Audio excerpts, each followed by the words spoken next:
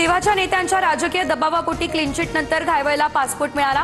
कुणाचा दबाव होता? निवडणुकीत घायवळनं कुणाचं काम केलं? फडणवीसांकडून हे सवाल उपस्थित। सुजय विखेंसाठी मुख्यमंत्र्यांच्या सभेत सचिन घायवळ व्यासपीठावर। मुख्यमंत्र्यांनी भाषणाआधी सचिन घायवळचं नावही घेतलं। रोहित पवार यांनी व्हिडिओ दाखवला।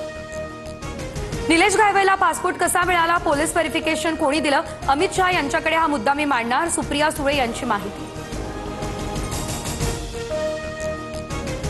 एकनाथ शिंदे यांना भेटून बाजू मांडणार रवींद्र धंगेकर यांची माहिती। पुणे शहर गुन्हेगारी मुक्त व्हावं हे शिंदे फडणवीस यांचंही मत। मात्र मलाच का टार्गेट केलं जातंय? धंगेकरांचा हा सवाल। अजित पवार आमचे नेते, पण प्रशासन दादांचं कितपत ऐकतं? रवींद्र धंगेकर यांच्याकडून ही शंका व्यक्त।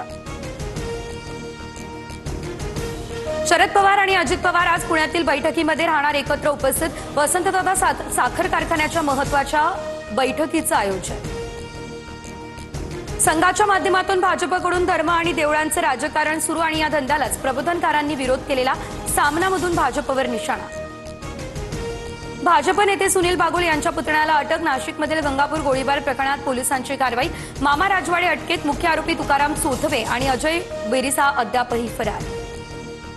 अहिल्यानगरमध्ये आज शिवशक्ती आणि भीमशक्ती जनआक्रोश मोर्चा। आमदार संग्राम जगताप आणि गोपीचंद पडळकर रॅलीमध्ये होणार सहभागी। बाबासाहेबांबद्दल आक्षेपार्ह लिखाण केल्याचा निषेध।